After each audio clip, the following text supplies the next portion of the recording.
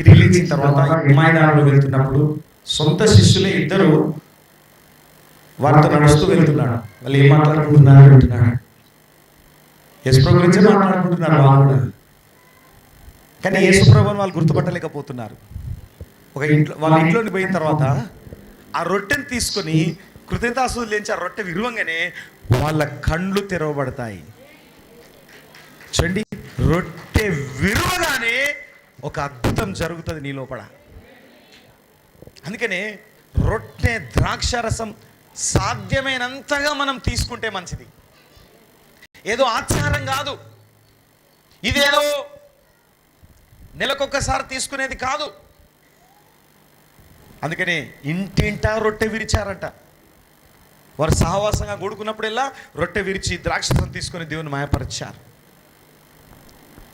పౌలు కూడా అంటున్నాడు, ఆ వరదలో ఆ తుఫాన్లో వారి పడవ కొట్టుకొని పోతా ఉంటే ఎవరు తింటలేరు ఆహారం, చచ్చిపోతున్నామని వాళ్ళు గంటలు లెక్క పెట్టుకుంటున్నారు. అయితే పౌలు అంటున్నాడు, ప్రభువే రాత్రి నన్ను దర్శించాడు, మనం ఎవ్వరం జావం, నేను చెప్తున్నా వినండి అని రొట్టె విరిచాడు. పడవలో ఓడలో వారందరూ బ్రతికారు. హల్లెలూయా.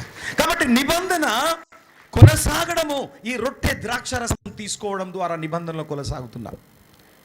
కొంతమంది చాలా రోజులైంది రొట్టె ద్రాక్షరసం తీసుకోక, కానీ కొంతమంది రెగ్యులర్గా తీసుకుంటున్నారు. నేను అప్పుడే చర్చలు చూశాను, ప్రతి ఆదివారం తీసుకుంటున్నాను.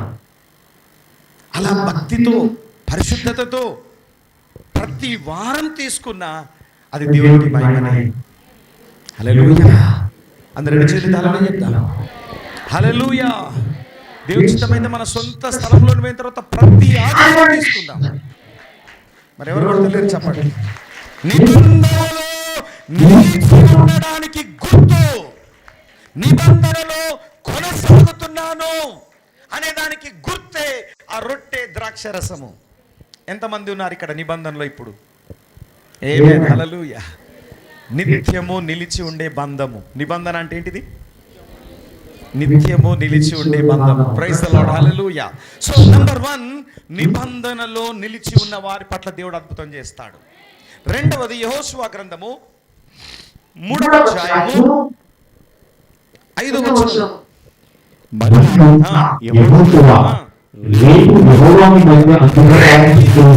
మీ మధ్య అద్భుత కార్యములను చేయును గనుక, అద్భుత కార్యములను చేయును కనుక గట్టిగా చెప్పలుడు మాయపరసాం. హల్లెలూయా. కనుక మిమ్మును మీరు పవిత్రపరచుకొనుడి.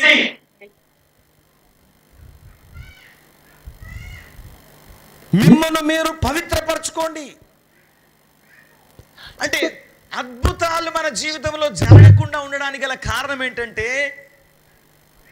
ఏ సంబంధమైన అపవిత్రత, లోక సంబంధమైన క్రియ, లోక సంబంధమైన పాపము మనలో దేవుడు అద్భుతం చేయకుండా అడ్డుకుంటా ఉంది. మిమ్మును మీరు పవిత్రపరచుకోండి. రెండవది పవిత్రపరచుకోవాలి. రోజు అద్భుతాలు చూస్తావు. మత్తయి సువార్త 5వ అధ్యాయం 8వ వచనం. మత్తయి సువార్త 5వ అధ్యాయం 8వ వచనం. ఇది నోటి హృదయ శుద్ధి గలవారు ధన్యులు, వారు దేవుని చూచెదరు. ఒక ట్రాన్స్లేషన్ లో ఏమని రాబడి తెలుసా? Blessed are pure in their hearts, they shall see the works of God. హృదయ శుద్ధి గలవారు ధన్యులు, వారు దేవుని కార్యములను చూచెదరు. Praise the lord. హల్లెలూయా. మిమ్మును మీరు పవిత్రపరచుకోండి. మీ హృదయాల్లో దాగి ఉన్న అపవిత్రత తీసేయండి. మీలో దాగి ఉన్న కోపము, ద్వేషము, కక్ష, పగ, చెడుతనము, జారము, వ్యభిచారాలు, విగ్రహాల సంబంధమైన అపవిత్రతలు, మానసికంగా ఉన్న మీ తలంపులు, మీ చూపులు, ఇవన్నీ పరిశుద్ధపరచబడి మిమ్మును మీరు సజీవ యాగంగా దేవునికి సమర్పించుకోవాలి. అందుకనే మార్క్స్ వార్త